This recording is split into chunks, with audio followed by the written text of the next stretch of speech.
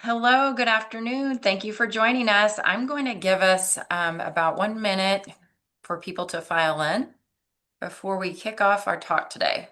My name is Andrea Gonzalez with Trellis Strategies, and we are so happy to have you with us here today.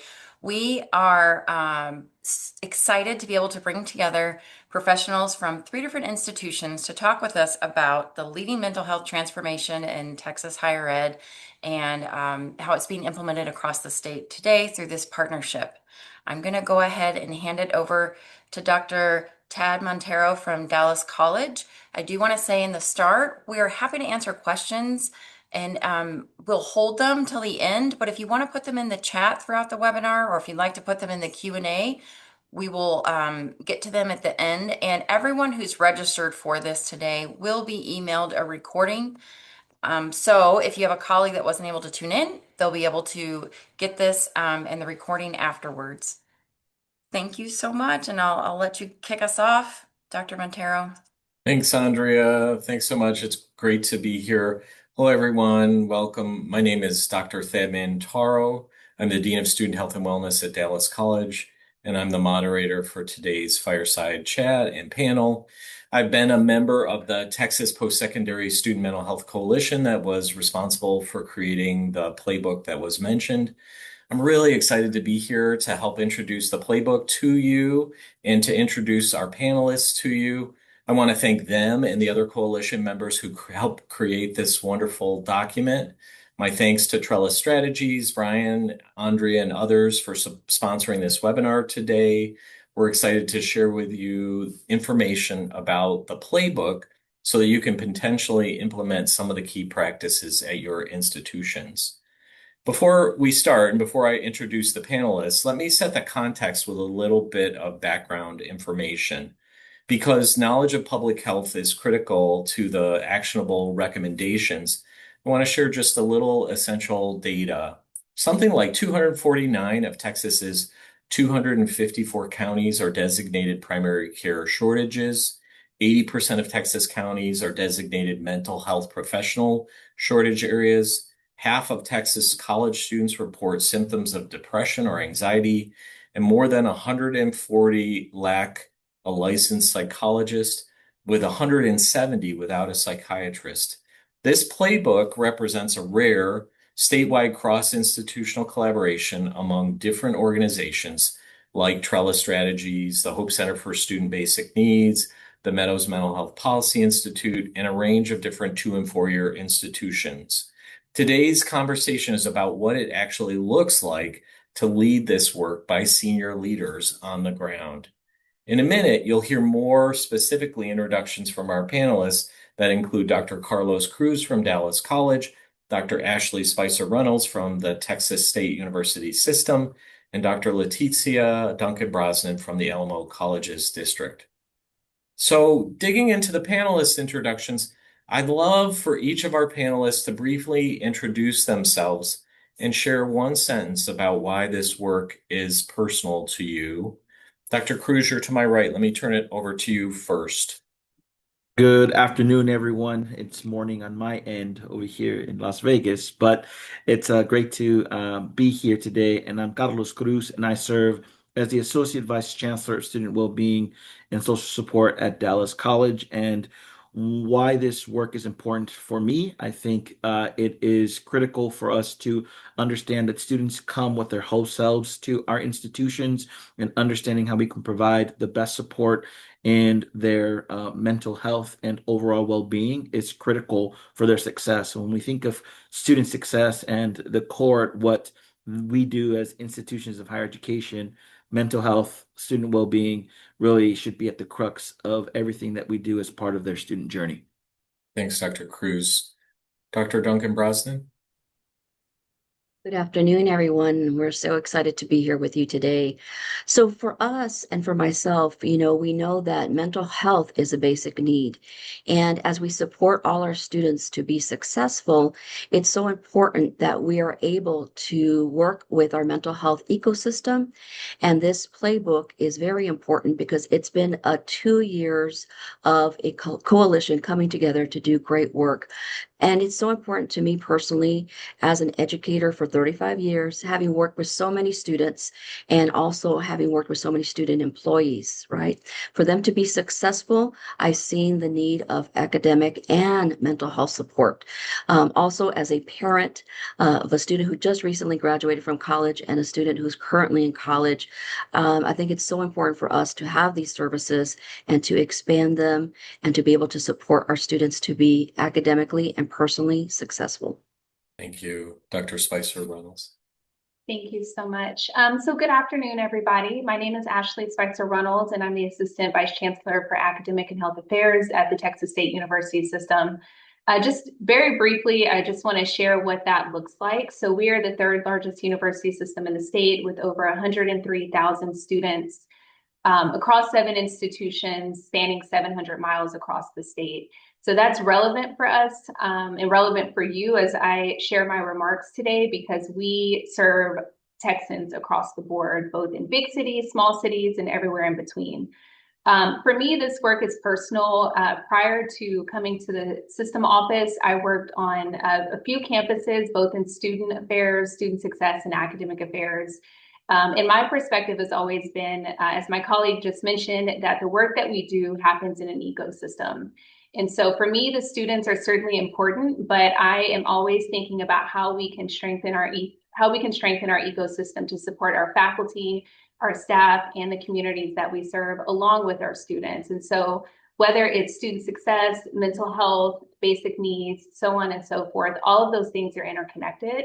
And so for me, that is always the North Star, is how do we support creating an ecosystem where everyone can thrive and do their best work to support each other. Thank you. Thanks, Dr. Spicer-Runnels, and thanks, everyone. I think it's great to hear those different contexts and the purpose statements behind the work that each of these exceptional leaders do. To jump kind of into it, to give a fast forward, if you haven't seen the playbook yet, I want to give you the smallest of introductions. The playbook advances 5 key actions. 1, it says we should adopt a public health approach to overall well-being. You've heard this echoed in some of the ecosystem comments. We should develop a data-driven mental health ecosystem. We should close gaps in student access and outcomes. We should cultivate caring campuses and communities. And finally, we should maximize the mental health workforce. Those different key actions have kind of framed and supported how the fireside chat is organized. We have organized it around 4 thematic clusters drawn from the playbook. And what we'd like to do is share with you some prompts to the panelists that will help them elaborate on different components of the playbook. As Andrea mentioned, we'll hold questions until the very end, and then we'll return to those as we have worked our way through the different themes. So the first theme is the kind of why now theme. I know from working so closely with Dr. Cruz at Dallas College that that institutional commitment was foundational. So this prompt really looks at how has institutional commitment played a significant role. The playbook argues that the most powerful driver of a campus mental health system is genuine institutional commitment, not just a counseling center doing good work in isolation. As senior leaders from where you sit, what does that commitment actually look like in practice? And did you help foster that commitment and investment? And what we'll do is we'll have discussion among the panelists, and if there's time, I'll dig in with some follow-up prompts if possible. As a result of a Trellis mental health grant, we had a wonderful opportunity to create a district-wide committee called Alamo Thrive. And from those funds, we were able to actually do assessment across the district, focus groups, create strategic plans. And, we also were able to identify gaps in staffing and resources, but also student groups that we were not serving. Because we do believe in student first and being data driven, this was able to provide us the information that we needed to create a strategic plan and proposal that we presented to our leadership. So our associate vice chancellor, our vice chancellor, and our chancellor. And so after that, we were able to present that to the board, and the board was provided us funding that allowed us to create case manager positions and counselor positions that were able to reduce the counselor to student ratio. So institutional commitment was there from the beginning. We had the support. And that's so key that as anyone who is working on their mental health programs, to be able to always look at getting information, data, creating that plan, and then always keeping your leadership informed.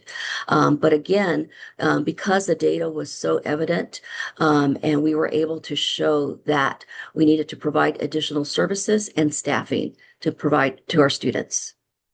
Thanks, Dr. Duncan-Brosnan. Dr. Cruz, maybe we could turn it over to you next. At Dallas College, I know well that the Student Care Network brings together several different units: counseling, health services, basic needs, care coordination. Similar to Dr. Duncan-Brosnan, what kind of organizational structure or supports were necessary to build that unit? Yeah, no, thank you, Dr. Mantaro, for that question. I think what's really critical here is understanding, and I think that my colleagues have talked about the ecosystem, right?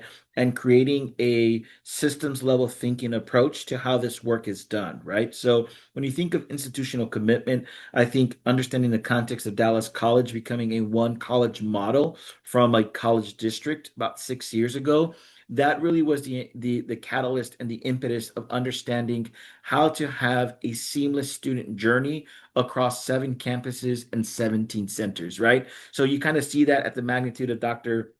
Spicer-Runnels talking about the magnitude and the vast, reach that she has within her system. And I think that systems level approach is really critical. So with the institutional investment through our board and understanding, well, how do we remove barriers for our students, and how can we ensure that there's intentionality with all of the variety of different departments such as counseling, student care, basic needs, and do we even have those offices? Do they exist? And what we found, right, through assessment and informing ourselves through a variety of different student surveys, was that everyone's experience at all of our 7 campuses was different, right? So it took a lot of conversation, but awareness amongst our leadership, faculty, and staff in understanding the importance of how all of these departments and the core function of the Student Care Network was, for student success, but then also how we made the proper investments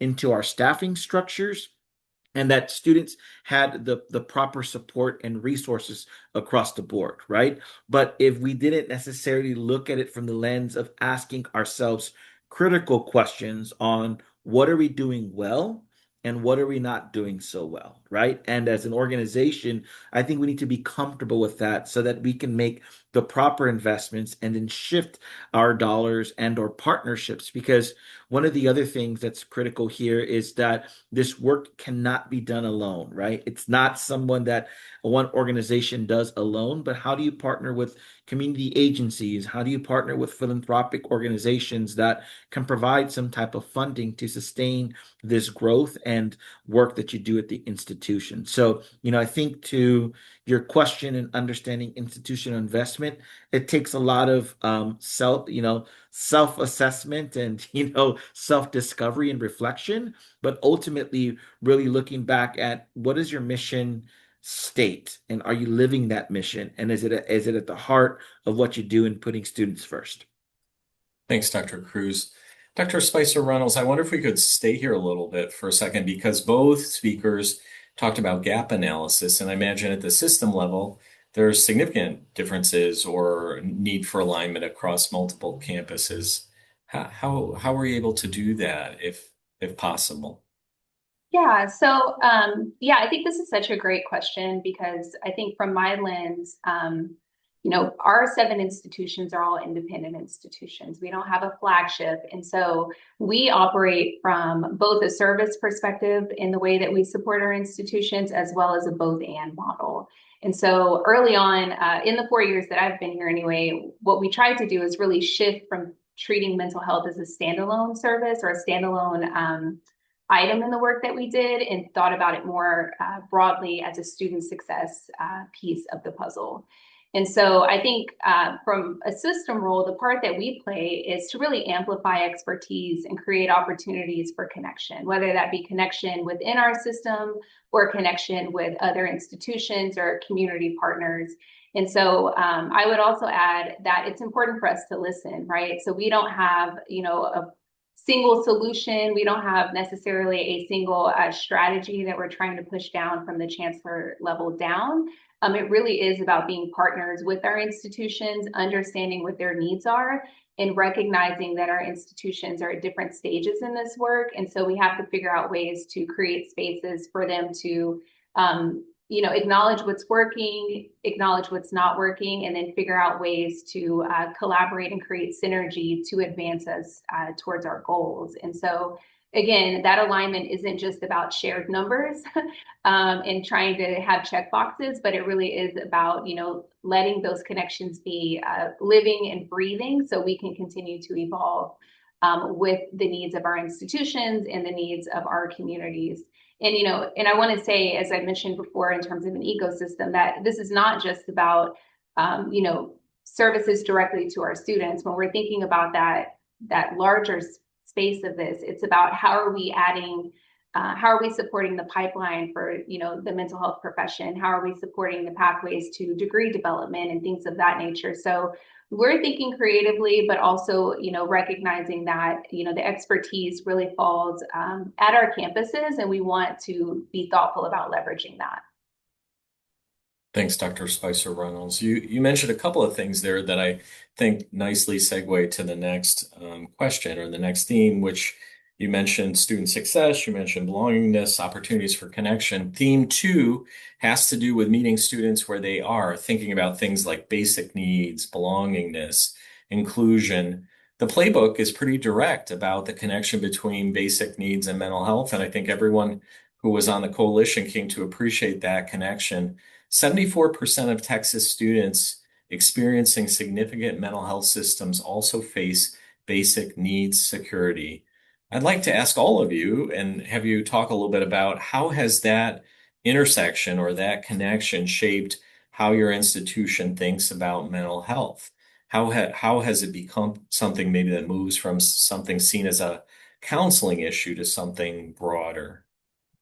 We've had the, wonderful opportunity to also look at it district-wide, that everyone, it can be a partner, right? Internal and external.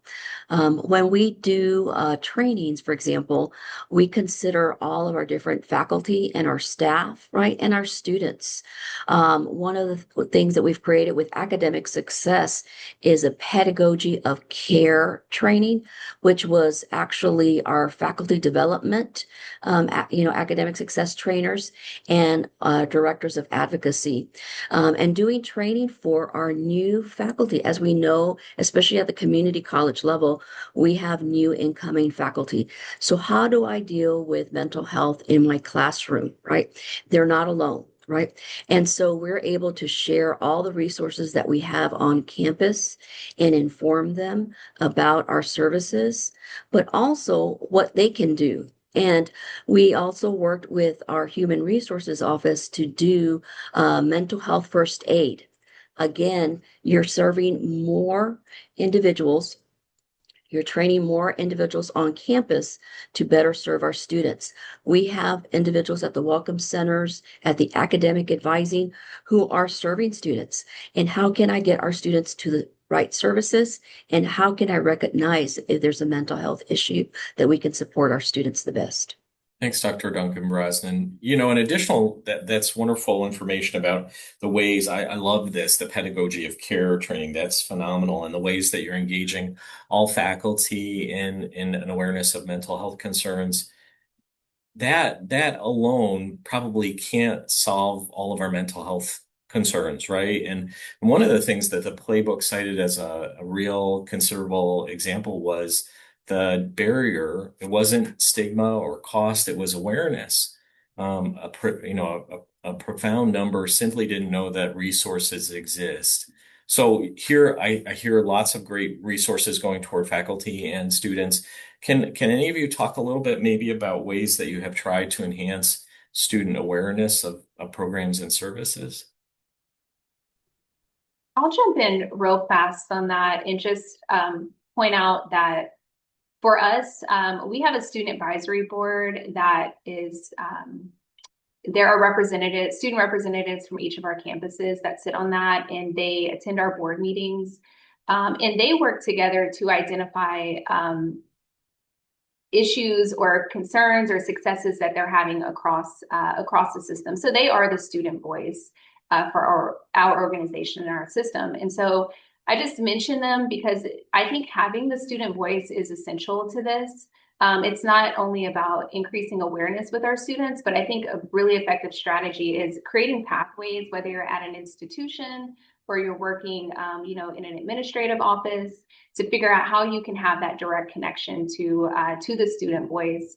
We recognize that our staff and our faculty are very innovative, and they're in touch with what's happening at their campus and what are the emerging trends and opportunities to support our students. But I think it's a missed opportunity if you don't operationalize ways to have that student voice in the decisions that you're making, especially when it comes to opportunities to increase awareness, because they can provide firsthand, what are the ways that are effective, what are the opportunities that are missed, and quite frankly, in a world where we have influencers and things of that nature, they can also provide really creative strategies to boost awareness across your institutions. Thank you both.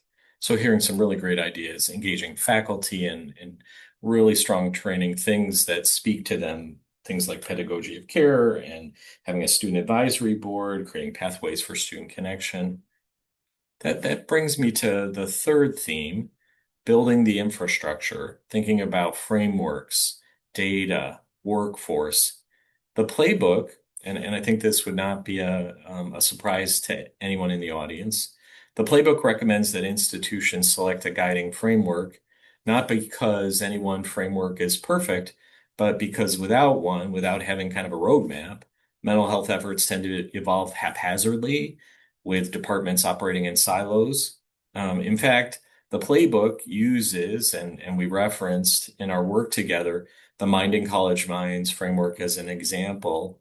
Did your institution or colleges or district or system adopt a framework, even if it's an informal framework? What was your process for trying to develop a system for addressing data and frameworks? I'll jump in there, Dr. Mantero. And I think at Dallas College, what we've done is we've adopted a universal understanding or global perspective of student mental health and well-being, and really the social determinants of health, right? And that construct of environment, of place, people, and what they do every day, right? So I think that that framework and understanding the social determinants of health, how that impacts the overall success of our students and what we do in regards to programs, what we do in regards to training, and how that structure, that framework really kind of lays at the foundation of everything that we do. And I think that we've done a really intentional job at keeping that at the forefront of some of the different data decisions that we make, right? Or how we create awareness efforts, or how we, work with our Center for Excellence in Teaching and Learning, right? So to Dr. Duncan-Brosnan's point about faculty training, right? Having the student perspective, understanding, focus groups with our students. What are they telling us, and how does that guide the framework? But also understanding the environments in which our students live, right? So I mentioned at the top of the conversation that our students are coming with their whole self, right? They don't just decide not to be a parent when they come into our door, right? They don't just decide to not be a full-time worker when they come into the door. They're managing all of these priorities, and how we curate certain systems within our environment to help complement their busy lives is really critical. And those frameworks that we've adopted at our institution allow us to be more understanding and how we can be intentional with what we deliver and execute. So I think that, even the Minding College Minds framework also helped us really, create certain mental health initiatives that we've, seen across the way. And thankfully, we've had a great partnership with them. And that's how we really started this conversation and assessing our work, right? Back to questioning, are we doing right by our students? And if we're not, how can we be intentional and understand how these frameworks guide the work that we do so that we have intentionality, but also keeping the students at the front of every conversation and what they are experiencing and how we can address those as we move forward. Thanks, Dr. Cruz. Dr. Duncan-Brosnan or Dr. Spicer-Runnels, any sense of, the frameworks that you can share that you referenced? Dr. Cruz mentioned social determinants of health and our participation in Minding College Minds, using that framework. What about your institutions? We also had the wonderful opportunity to, as a part of our relationship with the Trellis Mental Health Grant, to work with Meadows Mental Health Policy Institute. And so we were part of the Mining College Minds. And that was just a natural transition and learning opportunity for us to actually, use that framework. And we actually had a cross-district team that represented various areas from student leadership, as Dr. Spicer-Runnels mentioned, because student voice is so important to our work, and focus groups are very relevant to what we do. But also we had online learning. We also had representation from our CARES, which is our Vet Success Title IX Disability Services representation. We had two of our lead advocacy directors who have worked directly supervising our counseling teams. So being able to have that cross-district team and everyone looking at the student groups that we are serving, as Dr. Cruz mentioned, is also our student parents, right? So, how do our student parents access mental health? When can they access mental health? So a lot of what we were looking at was using that framework. How can we best serve our students where they need the services, right? And how we actually build our ecosystem. Thank you. And if you don't mind, I'll jump in on this as we kind of close this out.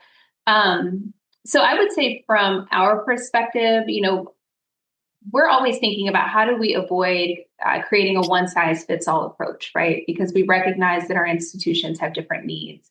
And earlier you heard me talk about, operating from a both and kind of perspective. And so we recognize that for our constituents, for our board, there's always going to be interest in things around data around persistence, student success, graduation rates, things of that nature.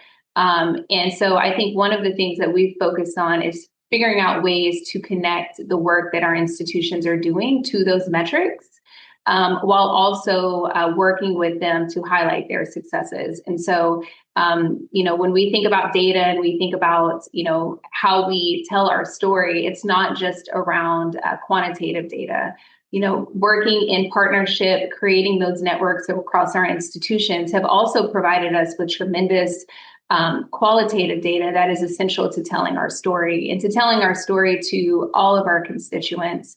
And so I think it really is a both and. I think we can celebrate and acknowledge, the work that's being done in various measurable ways, while also connecting it to those broader goals and those broader metrics that sometimes dominate, the conversation. And it's not to say we want to disregard the other pieces, but, I think recognizing that it has to be a both and is really important. And I think that's also reflective of the idea that, this work should not be done in isolation, that it really does support student success. It supports the overall success of our institutions and our communities. Dr. Spicer-Runnels, I really appreciate the emphasis on both and the emphasis on quantitative and qualitative data. That we had kind of prepared a deeper dive into that actually as part of this theme. And I'd like to maybe bounce this back to Dr. Cruz and Dr. Duncan-Brosnan, because I think we have enough time. The playbook talks about this, what you're describing, data. And one of the important emphases within the playbook is that we shouldn't just look at things like service utilization data, but instead taking a broader, longer term view that links mental health investment to things like student persistence and completion. I'm wondering, knowing, from work with Dr. Cruz and maybe Dr. Duncan-Brosnan, this echoes for you as well, that we have a significant emphasis on building our data infrastructure related to this. Can the two of you maybe talk a little bit about how you're building that longitudinal effort that then links to student persistence and completion and the value of emphasizing mental health? Yeah, I think, I will always say this, and I've said this to our board as well, is that we look at student well-being and mental health and all of these resources now as a core function of the institution and not necessarily something that's ad hoc or a support system, right? This is part of the institution. So to your question, Dr. Mantaro, I think when you're looking at student outcomes and key performance indicators, I think this just ties directly and in particular to community colleges with HB8, right? HB8 has given us a system in where we can look at outcomes-based funding and how you can be intentional with the students you bring in to your institution and how you complete them, right? And having a good understanding of all of these interventions and how you can monitor persistence, retention, and completion, and even ultimately post-completion success, right? Are they transferring off to the four-year institution? How are we creating pathways with seamless, resources in these areas for, our 4 years as well is critical, right? And I think that it allows us to have leverage and understanding that student supports and student resources such as counseling centers, such as basic needs, departments and all of the different well-being or holistic wraparound supports that we've created at all of our institutions in Texas, really are at the forefront of outcomes, right?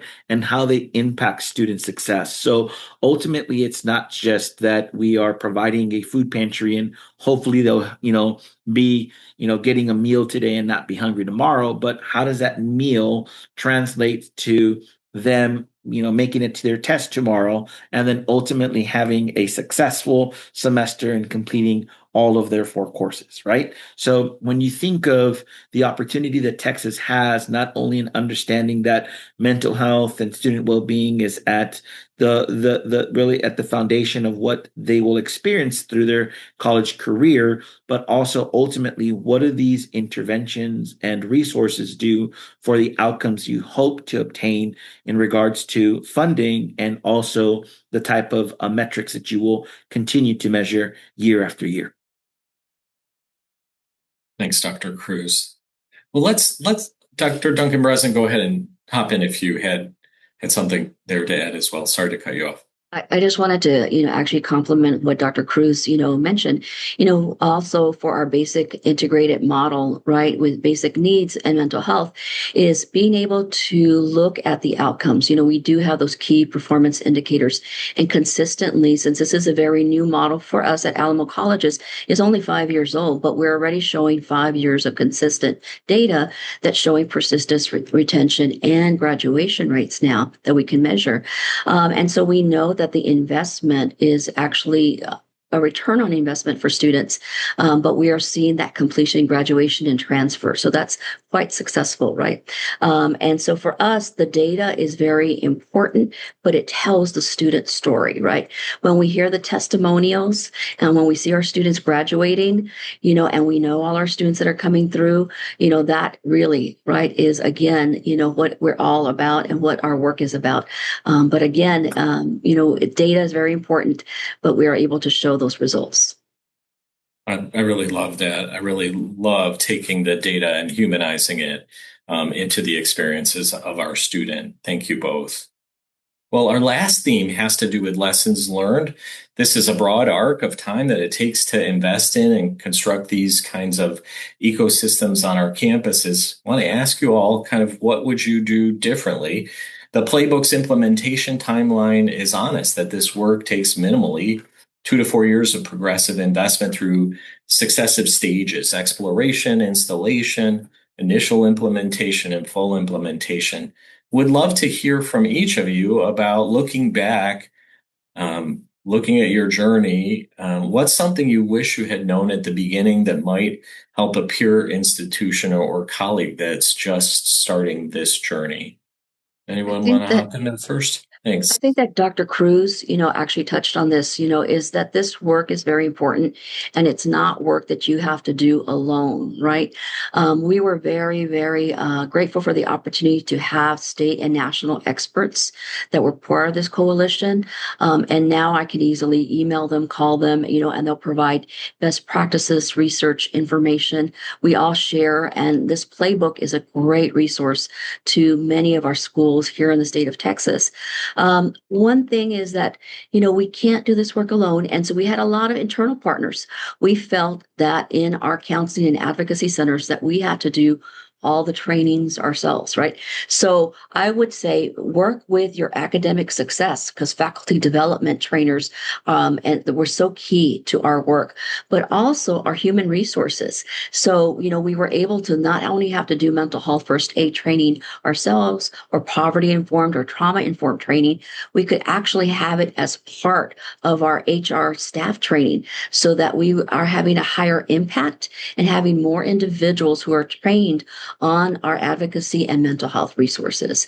So partnering at the front end, I think would definitely be a benefit to any of the colleges who are looking at implementing these ideas.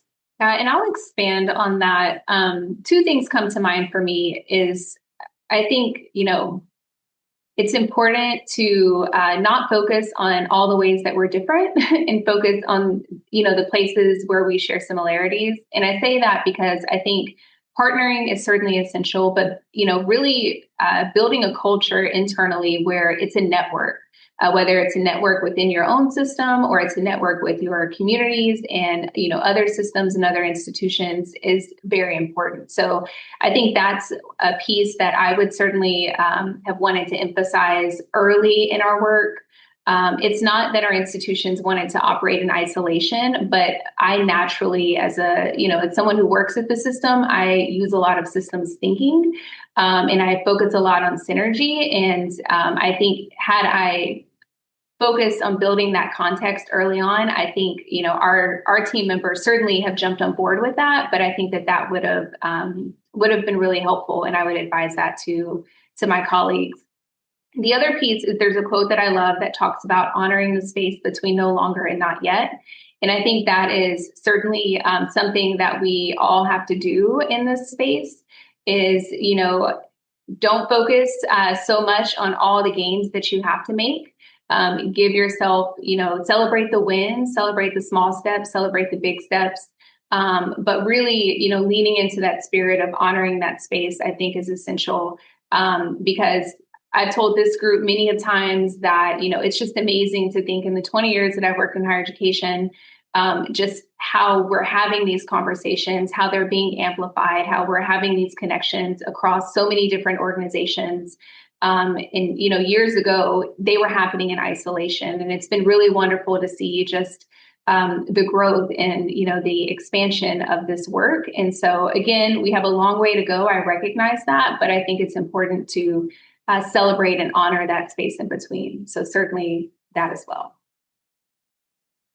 Yeah, I think you bring up a good point, Dr. Spicer-Runnels. And what I was going to say is that if I were to go back about 5, 6 years ago when we started this work, I would really tell myself then to have a sense of grace and patience because this will take its time and it will be an iterative process. So when you think you're behind, you're not necessarily behind. So to your point, recognize your wins, understand that this will evolve in time, and your student population will also evolve. So you'll never get to an end point, right? So understanding that is key. And then the other piece is articulating the importance of this work and how interconnected it is to everything else, right? So we may think this is a student support systems issue or a student success issue. No, it's everyone's issue. And bringing that and articulating that story with the data, with your integrated systems level thinking gives you a better sense of how you tell the story and how this is everyone's work. So I may not be a counselor by trade, but I understand that I have to think and connect with my students from a poverty-informed lens, right? I need to know how to de-escalate situations. That doesn't mean that I'm going to be the counselor, but that means that I can connect and create that sense of engagement with the student or even a faculty or staff member. And understanding that as a whole collectively is important, right? So upfront, just understanding that it's not just my priority or my portfolio that oversees this, but how do I connect with other people to let them see the benefit and the impact they also have, but that it will take time, and being graceful in that decision was really important, because I think what we always do at higher ed institutions is we say one thing and we want a result tomorrow, and we need to see a data impact, and we got to see 3 points of 3 percentage points of enrollment because we did this initiative. Well, no, it doesn't work that way, right? And if we articulate that and understand that it will take time, we will together have a better understanding of what we want to accomplish, right? So I think that that is what I would tell myself, if I was, starting this work all over again. But, I'm grateful and I'm glad that we had the opportunity to build a coalition that's very unique. And I'll say this again, that not just consisted of community colleges, but four-year institutions, right? Dr. Spicer-Runnels talking about how we're very similar in nature still, right? So we all have a common purpose and a core goal. And we were able to do that collectively for the state and provide a playbook that really gives us a good sense of direction. And it's rooted in practice and recommendations that ultimately everyone who's on the call will be able to gain something from and implement in their journey as they try to implement some of this work. Thanks, Dr. Cruz. Thank you also, Dr. Spicer-Runnels and Dr. Duncan-Brosnan. We heard such powerful statements there at the end about purpose and investment, partnering, institutionalization, systems thinking, sense of grace and patience, the transfer and the benefit to all of our stakeholders. I think those were really, really powerful words. We are right at the point where I think we had hoped we'd be. I tried to put encouragement for folks to put a question in the chat, and I think it only went to the hosts and the panelists. So, we've been so lucky to hear from these three exceptional leaders who guide this work every day. I'm really hopeful that the 40 plus of you who are in the audience came with your own questions. So let's turn it over to you. Please put your own questions either in the chat or the Q&A, and Andrea will help us curate those. Andrea, do we have any questions? Yes, I do have one question that came in. In an age of increasing connectivity, why do you think students feel lonely or don't realize resources exist? Well, I guess I'll take a stab at it, right? I think we have to look at the time and where we're at, right? And post COVID, I think that COVID really provided an opportunity for us to really examine what we were doing in this mental health space. I think it accelerated the foci or the focus on this work. But then the other piece is you have a generation of students who went through high school that were in a virtual learning environment, right? So there's social context clues and all of those engagement opportunities weren't there at fundamental points in their life, right? So I think when you're trying to re-engage or engage students who haven't necessarily been in that environment for a while and are still trying to adjust, it takes some time from them as they're also learning how they kind of reintroduce themselves to that space. So I think when students are lonely, I think they also yearn for connection, and I think providing that support not just through peer-to-peer support, but in the classrooms and engagement opportunities through maybe student life and all of those type of opportunities give us a sense of drive and purpose. But to the question, I think that it's something that we have to understand, and like I said, it will take time, and that's evolution, right? That was a global pandemic that impacted everyone's way of life from one day to the next, right? And the world stopped, right, in a matter of days. So we have to be cognizant of what that does to, our cognitive thinking and cognitive connection. But then at the same time, how can we, be understanding and graceful and introduce certain elements of that re-engagement and connection at our institutions in ways that recognize that time, but also provide them opportunities for growth. And I would like to expand on that. I think the other piece in this conversation is also defining what connection means.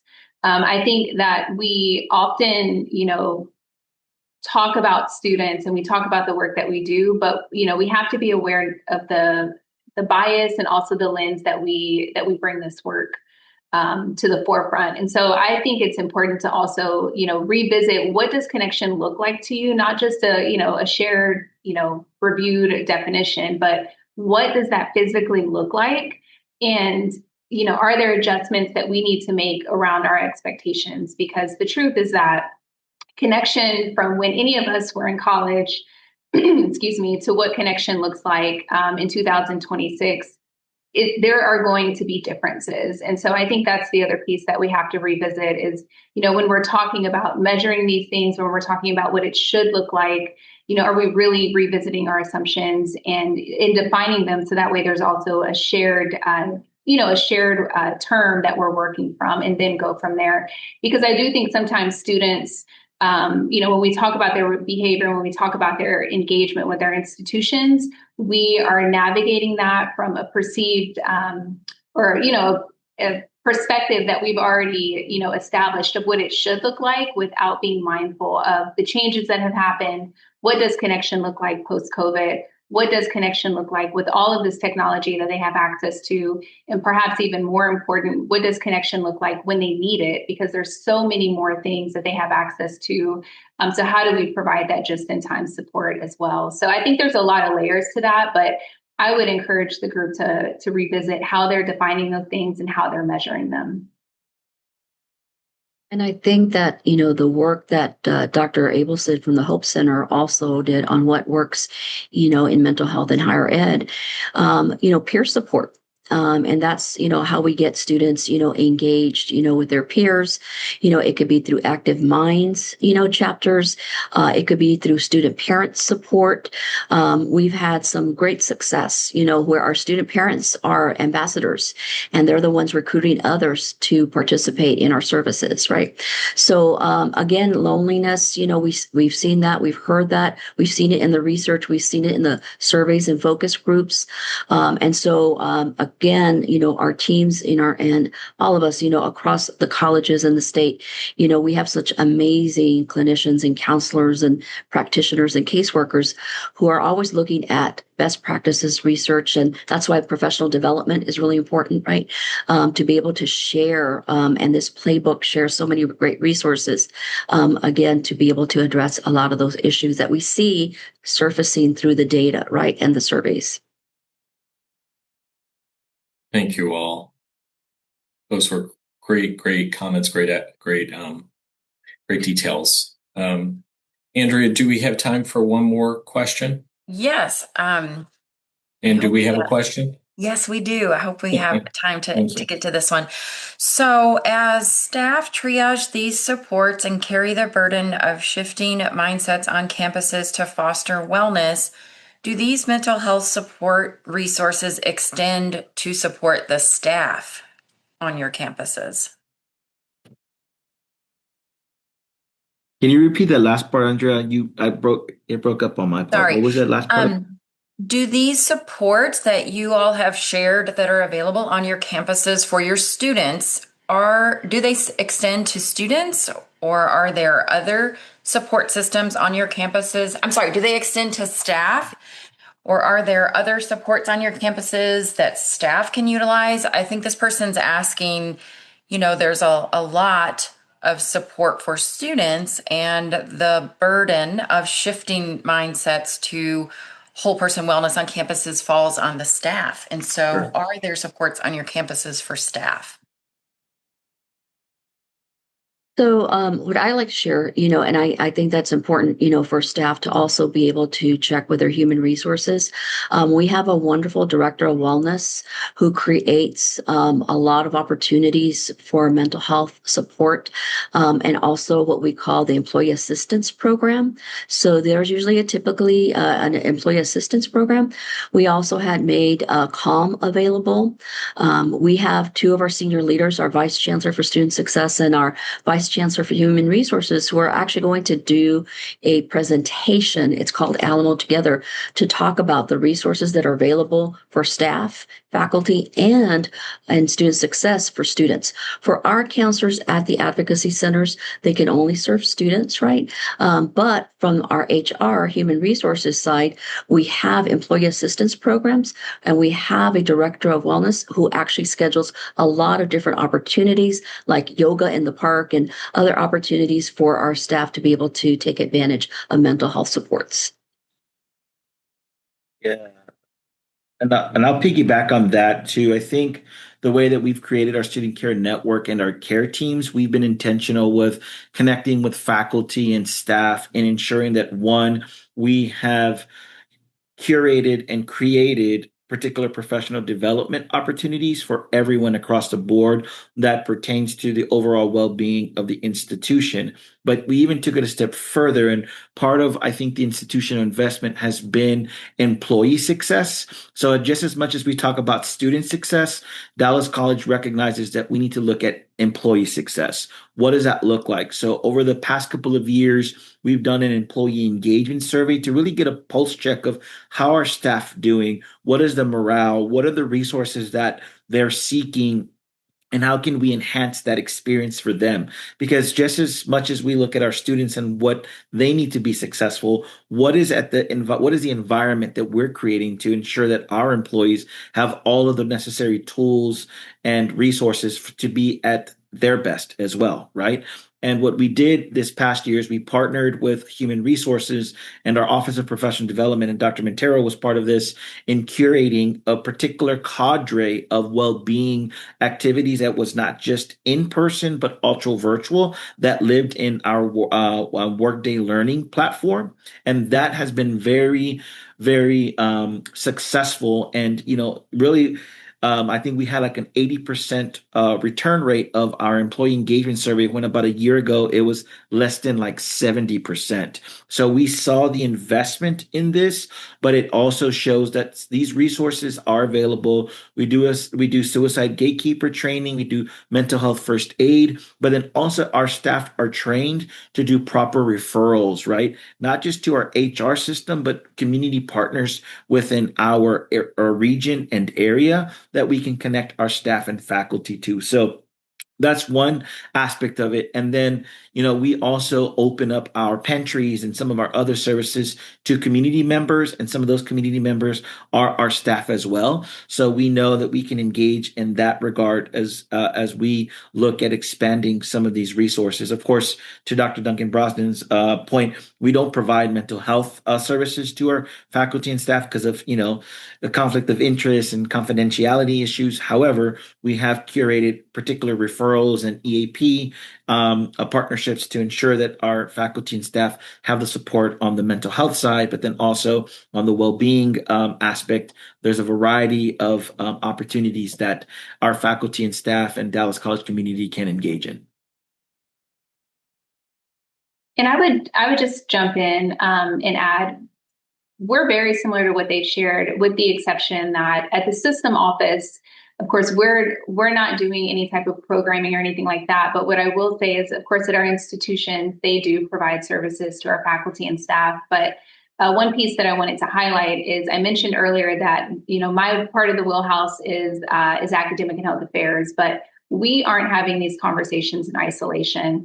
So, our CFO is very involved, very open with his team, whether that be in HR or any of the other functional areas, about, the vendors that they're working with, how they can support faculty and staff through HR. And so just know that, even from our system lens, these are conversations that are happening in multiple places outside of just the direct, faculty, staff, student kind of pipeline. We're thinking about it organizationally and operationalizing, my apologies, how we do this work, how we have these conversations.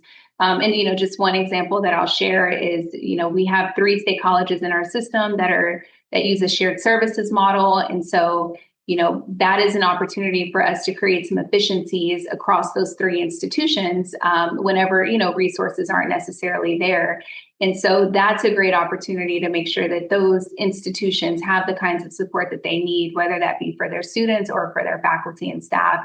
And really that was spearheaded by the conversations with our CFO here at the system office, as well as the CFOs at our institutions, along with the chancellor. And so there's, the conversations are happening in multiple spaces and the work is happening in multiple spaces. So again, that spirit of synergy, I think, is something to highlight in how we support everyone.